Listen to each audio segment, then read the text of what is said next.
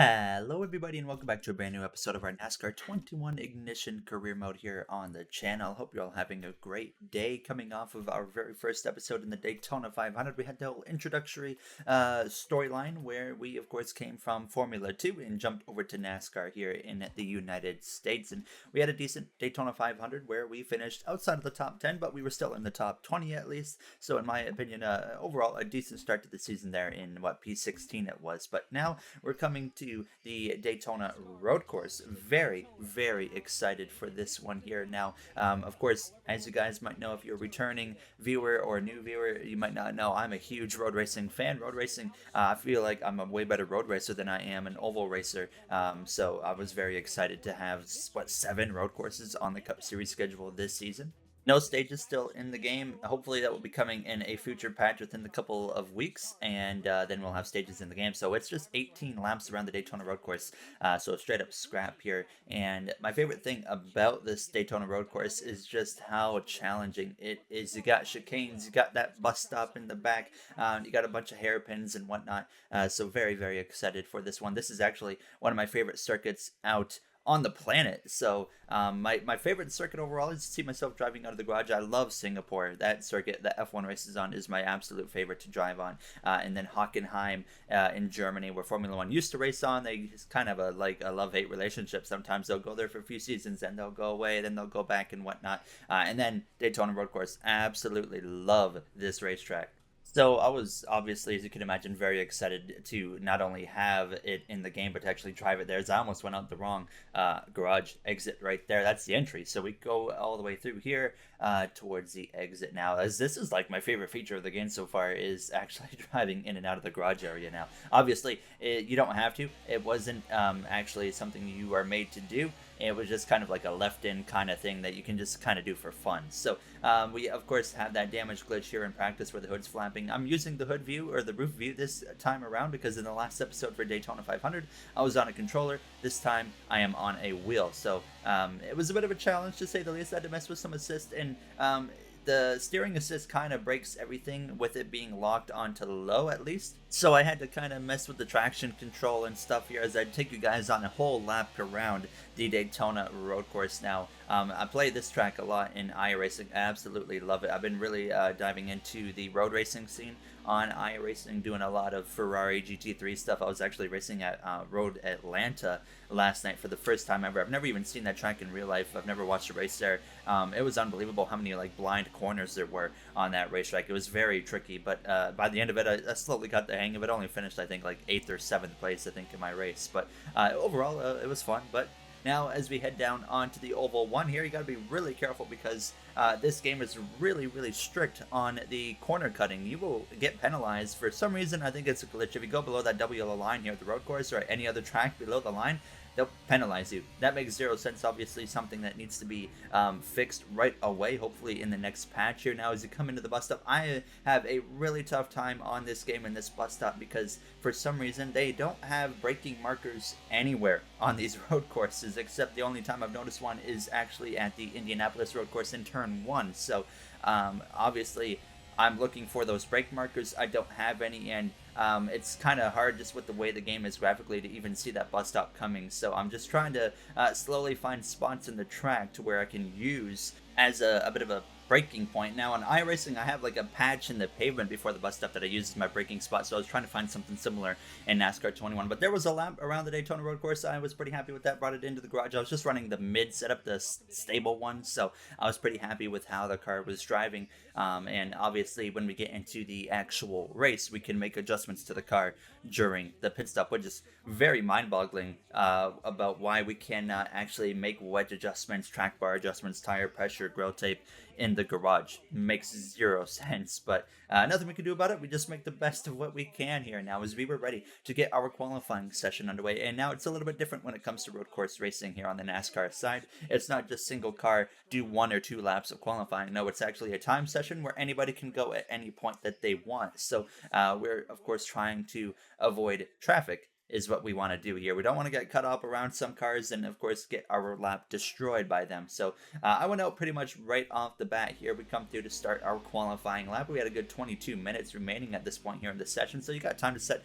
as many laps as you can possibly do in those 22 or so minutes. So my goal was to just do one lap in both sessions here. And this first lap here in session 1 went pretty well. I make a bit of a mistake into the bus stop. I'm surprised I did not get a drive-through penalty for that. And then you got to be really careful through this bus stop. Those sausage curbs are so dangerous. Now in the chicane they're fine, but in that bus stop they will send you catapulting, and I was pretty confident I was going to hit one of them at least once in this race today. But we crossed the line and easily advanced into the second and final top 12 qualifying session as we were first place here at the end of session 1. I noticed that I blew Chase Elliott's time away by 0.4 of a second, so I actually went in and messed with some more assists, trying to make it as challenging as possible to where it was still drivable as well. And I felt like I found a decent balance here with the assist and whatnot. And I don't want to use any assists, but with the steering assist being on, you are pretty much forced to have assists on, and when I say assist, just one other, that's traction control. So now here through the bust up on my second lap here, or first lap in the second session. I mean, I make a mistake right here and get my lap time deleted right there. That shouldn't be a corner cutting penalty, but it is, and that means we don't have enough time to go back around and make another lap and bring it into the pits and serve the penalty. So we end up not even putting up a time, and we're going to start, I think, 11th place here now, as it is time to go green here from the Daytona Road Course. Alex Hayden here to bring you the action of this 3.6-mile road course at Daytona. This race is still fairly new to the NASCAR Cup Series schedule, so it could be a chance for a new name to find their way to victory lane. We've seen some drivers struggle and some succeed through practice and qualifying this weekend, but the race is where that effort comes to a head.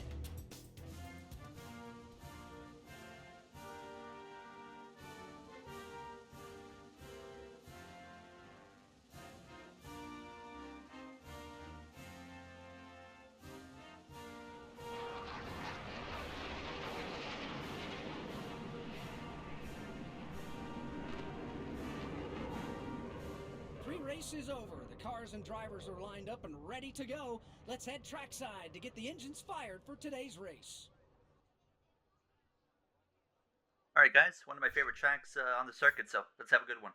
There you hear myself on the radio to our crew chief of Lantion getting ready to take the green flag here from the Daytona Road Course. Now, no reason we can't get our first career top 10 and just our second career Cup Series race here today for Trackhouse Racing as we get ready to go green here from Daytona Road Course. Austin Dillon is actually going to take the lead right off the bat from Chase Elliott, who was on pole but has a terrible start. And Austin Dillon already into turn 1, multiple car lengths ahead as Elliott was actually under pressure from that number 11 of Denny Hamlin. Elliott actually went wide on the exit of turn 1. Hamlin is going to jump through into second place, and Elliott drops down into third place under attack from McDowell, who had a little bit of oversteer right there through that little left kink, so he lost a little bit of ground to Elliott, and now he kind of stays safe there in P3, but your pole winner of Chase Elliott all the way down into third place here in the Daytona Road Course on this opening lap there, as you see a little bit of these onboard in-car cameras there with that number 9 of the 2020 champion of Chase Elliott here now as he tries to run down Denny Hamlin. As I myself had a pretty good start. I actually got past Ross Chastain, got up into 9th place there, so we gained about 2 spots, and now putting the attack to the Daytona 500 winner from last episode of Kyle Larson. He goes a little bit wide into the grass, and that opens up an opportunity for myself to get clear of him, and already up into 8th place we go. So already a very promising and just confidence boosting first lap here. 18 lap stages, like I said, still not in the game. Caution still broke in the game, so the odds of us even getting a caution in this race aren't very good, and it kind of disappoints me that stages and cautions are pretty much absent from the game right now. Cautions can happen, it's just not very common, but like I said, it's kind of disappointing because I have these really cool graphics made and Microsoft Flight Simulator like graphics ready to go that I can't use because I need stage breaks and cautions to utilize them, because the pre-race is already done by the game. They did a really good job, and I'm going to use that every single episode, but like I said, unfortunately I can't use the stuff I've made, unfortunately, but hopefully once stages and cautions gets fixed up, I can bring in those graphics and whatnot. And you'll also see those graphics in another series, my NASCAR My Driver series, which I've been teasing. Still some work to do on that before that even starts, but stay tuned because I got one incredible storyline. This storyline here in that first episode was just practice, and hopefully that's going to really help me build up the iRacing My Driver series even more, because I really feel like we can put in an unbelievable storyline that goes for a long time. So I'm excited for you guys to see that once I eventually start it here within hopefully a couple weeks to a month or so. I'll be able to get the first episode made, and it'll be a multiple time a week series there. As you can see, I got a drive-through penalty, but the drive-through penalties are completely broken, so I do not have to serve this penalty. They're not really actually in the game yet, so I don't have to serve it. I'm not going to lose any spots for not serving it either. So we're still out here on lap 3, running down Bubba Wallace there in that DoorDash Toyota Camry, having a good run here today. As you can see, my fuel light was on at this point, but it's very confusing there. My spotter was telling me you need to pit in 5 laps time. You definitely don't need to. So you'll see eventually when I come into the pits, we can stretch it out quite a bit here now. As I was just basing my strategy off of what the AI do. I did the same thing in the Daytona 500. I'm doing the same thing here today. I'm going to base my strategy off of what the AI do, because you don't know how much fuel you have. You don't know what your tire wear is at. So you're very reliant on what the AI drivers are doing to kind of give you a mindset of what the strategy is for future races here now. As we were able to pass that 23 though, Bubba Wallace, no problem here. Up into 7th place now as I'm trying to run down Corey LaJoie, who's having a very strong run there for Spire Motorsports. And then up ahead, you can see Kevin Harvick was running top 5. Michael McDowell was running top 5 as well. So, and the AI have a really tough time trying to pass each other at these road course races. So once everybody kind of gets settled in after a restart, nothing seems to change very much. And I don't know if that's because they refuse to pass or it's just something to do with the speed. I don't know what's going on. But nonetheless, like I said, they just refuse to actually try and pass each other, and they kind of just stay about the same gap behind each other. Chase Elliott, the fastest car here, hands down today, just continues to run in 3rd place and refuses to get any closer to Denny Hamlin or Austin Dillon. Now as we come through a little bit later here now on lap 5 and closing in on LaJoie, you can gain a ton of time through this final chicane there, abuse the curbs, and then you just close right up to that number 7 of LaJoie here as we come through the tri-oval there, crossing the line. We have an opportunity here to maybe gain the spot on him actually and move up another position down into turn 1, though he was able to outbrake me quite significantly, so end up just fading back in behind that number 7 car here now as it goes a little bit wide at a turn 1, but still not enough of an opportunity there. I couldn't quite get the power down in time there to be able to put the attack there to Corey, so we just continue to run here in 7th place there as we try to get up into that 6th spot. You see my fuel light now on the right bottom of your screen, it's starting to blink quite a bit now, so that's of course telling us, you know what, we're getting closer to being out of fuel. So when I see that, I'm thinking we're within like 2 laps here of running out of fuel.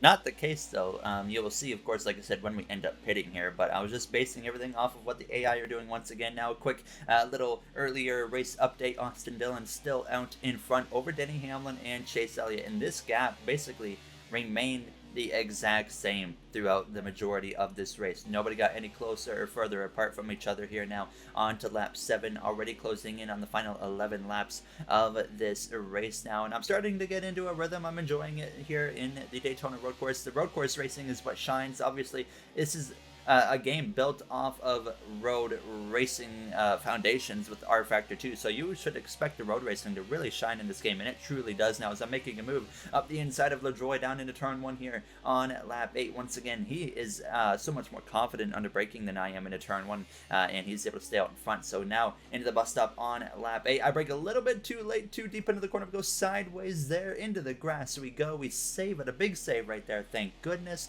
but we lose a bunch of ground, and now Bubba Wallace, Kyle Larson, Ross Chastain are closing in on us, but fortunately we would be able to run that number 7 of LaJoie back down, and that final chicane is a game changer because look at how much time we make up. We get to the left hand side of LaJoie down into turn 1 here on lap 11 now. Is at this point though we get sideways down into turn 1, a big save right there now as the grip is starting to go away in these tires, and wow, that could have went wrong very quick. Now, though, on to lap 11, come to lap 12, same situation. We got the run out of the chicane. This time, though, we get clear of Corey LaJoie crossing the line. So up into 6th place we go as we go down into turn 1. Now, once again, the back end kicks out again, just like it did previously. We actually get hit by the 7 of LaJoie in the right rear quarter panel. Around we go. We get back going, but now we fall outside of the top 10. I don't know what happened there. I think I might have just braked too deep. Okay, we're going to make it a little bit tighter by racing the wedge here. There you hear a crew chief Atlanteon saying he's going to tighten up the car on the pit stop, which I think is definitely going to be a big aid there now, as we are down to P13 on lap 12. Already 6 laps to go in this race. Move up the inside of Chase Briscoe there. That final chicane, we just make up so much time there. That's kind of our passing zone, but oh my goodness, the 14 of Briscoe, a fellow rookie of ours, fighting him for the Rookie of the Year. He just sent it up the inside right there, and actually a nice move by him in that 14 Stuart Haas racing a High Point Ford Mustang. Now, as I'm going to say, you know what? You can do that. I can do it too. I sail it up the inside here, and well, up into the 12th position we go. Right behind Christopher Bell there in that 20 car. Lost a little bit of grip there on the exit of the corner, but we held on to it there. Kyle Busch was in 14th place here. Busch Clash winner from the last episode now as we go up the inside of that DeWalt number 20 Toyota Camry there of the Joe Gibbs Racing driver of Christopher Bell. Down into turn one, we pass him. You can see once again that car is slipping and sliding around. We definitely need to tighten it up, and I went into the pit options and I made sure we were going to tighten it up. I didn't show it, but I can confirm we had a tighter setup on the way here now as I make a move up the inside of our NASCAR Heat 5 rival of Joey Logano here now as we go down into turn one. Nearly some contact with the Shell Pennzoil Ford Mustang there, as we're going to be side by side with the 2018 Cup Series champion here through turns 2 and 3, and now nearly some contact there with his back bumper. Fortunately, didn't turn into anything. Now, you cannot make rivals in NASCAR 21 Ignition, so we're not going to have to worry about having Joey Logano as a rival for like 8-9 months here in NASCAR 21. So we kind of settled in here to P11 in these closing laps of this race. Now, though, at the end of lap 15, Logano, Ross Chastain, they come into the pit lane. So green flag pit stops underway. So I knew, of course, we were in that time now, and I didn't know if we could maybe try to stretch it to the end. There's only 3 laps to go, but I wasn't going to risk it. Chase Elliott, as well as Austin Dillon and Denny Hamlin, your top 3 drivers all race long. The next lap come into the pit lane. So what are they going to do? There is different strategies going on. That's what I like about the AI. They do have different strategies. Now, at the end of the same lap here, coming to 2 laps to go. That's all that's left in this race as we cross the line here in a few moments. We come into the pit lane along with the rest of the grid. Everybody here coming in to complete their pit stops. Elliott gets out of the pit lane in P1. He overtakes both Denny Hamlin and Austin Dillon here. So he is long gone, and it looks like maybe just a 2-tire stop for Elliott and 4 tires for Austin Dillon as well as Denny Hamlin. We just now come into our pit box, and I can see, I think, Austin Dillon coming out of his pit box right there in front of us. Fuel only for myself. No repairs, no tires. It's 2 laps of racing here. So it's just a scrap to the end, and you can already see we gained some ground right there. Like I said, different strategies going on. We passed Kevin Harvick, who's run top 5 all race along. Here comes Kyle Larson, who's actually leapfrogged us on strategy. Not sure what the 5 of Kyle Larson did, but whatever he did worked out very, very well for him. Now we're going to be pretty much side by side, I think, with Joey Logano here on the exit of the pit lane. Here he comes to our right side. He gets clear down into the corner there. So we are currently in the 8th spot in the top 10, and maybe look at this. We have about 5 of us pretty close together, but we're now a little bit further away because I lost a grip right there on the exit of the corner. To the start, though, of the final lap, that final chicane allows us to close in on Joey Logano. We're going to be side by side with Logano down into turn 1. Don't want to be too over aggressive here. Now we're trying to get our first top 10 in just our second race there. Logano stays ahead. Here's right there to his quarter panel. Nearly contact, but thank goodness we kept it out of him. Now Kurt Busch, Cole Custer currently round out your top 10 behind us right there now. As we are going to try and put that fight to that 22, a little bit too deep there into the right-hander. Kurt Busch closing in pretty quick. He's got some speed here in these closing laps and closing moments of this final lap here now, as it is a straight-up blowout here up at the front. Chase Elliott well out in front of Austin Dillon, as well as Denny Hamlin. He is cruising to victory at this point now, not a contest. So it's about to be a Hendrick Motorsports winning the Daytona 500 with Kyle Larson, and Elliott's about to win here in the Daytona Road Course. So first 2 races of the season is a Hendrick Motorsports just wipeout pretty much now, as we're right on the back of that 22 of Logano now. And overall, happy with this day. We haven't made too many mistakes. We spun out once, of course. We went a little bit wide in the bus stop there at one point, but we haven't put it in the barrier, thankfully. Now as that fuel light once again is blinking, but that's okay. We are going to make it to the end of this race now. Just have a lap to go in Daytona now, down towards this bus stop for the final time here, braking a little bit early, actually into the outside wall right there. The car was all over the place. We go a little bit wide, but we keep it on track, and just crucial to not hit these sausage curbs. And I am so impressed and proud of myself that we didn't hit those sausage curbs today and send ourselves up and over or something here as we come through Oval 3 and 4 for the final time in the Daytona Road Course. Chase Elliott goes to victory lane for the first time this season, locks himself into the 16-driver playoff grid as we go down into this final chicane here now, as it's not going to quite be enough there to get Joey Logano. Kurt Busch was closing in these final moments, but not enough time for him and not enough time for myself to get that 22. But nonetheless, we come through in our second race to get our first ever Cup Series top 10 finish here at the Daytona Road Course. I knew it was a road course. We were probably going to have a good run here today, but surprisingly, the AI is a lot tougher at these road courses than definitely in NASCAR Heat 5. You see the rest of the finishing order. Ryan Blaney, for some reason, all the way down in last place. He was still running, so nobody DNF, so I'm not sure why he was so slow. Maybe something happened to him. I didn't actually look in the replay to see what happened to him. I should have, but you see right there, Elliott and Larson locked into the playoffs. What is cool is it actually shows the positions for each driver gained and lost based off of their last race position there. So we gained 7 spots in the points up into the top 10. So a good start to our career mode so far, and hopefully you guys did enjoy there. Now, as always, if you guys enjoyed, you know what to do. But thank you all for taking the time of your day to watch this episode here. Now, as you see, William Byron having a miserable start to the season, down in 38th in points. He has a ton of work to do right now, as Hendrick Motorsports, other than him, all top 10 with Larson and Elliott already with wins. Bowman and myself looks like we're tied there. As you see the owner's standings, the team standings. Somehow Trackhouse is second. I don't know how that works, but apparently we are. And then in the manufacturer standings, obviously Chevy out in front, winning the first 2 races of the season. Our reputation has gone up with Trackhouse in some teams and has gone down with others like Chip Ganassi and Rick Ware Racing, and our legacy has gone up as well. But that's it for this episode. I want to say thank you to the members as well of MJ, Joseph 9001, Timothy Arline, Hayes Gaming, Brett Durward, Dark Gengar Gaming, AJ Vasur, Russell Dixon, Kenneth Barnett, Dana 9302, Speed Demon 341, Alice Emery, D Muzzy 65, as well as Joe Bright. I appreciate you guys' support so much, and I'll see you guys in the next one. Have a great day, everybody.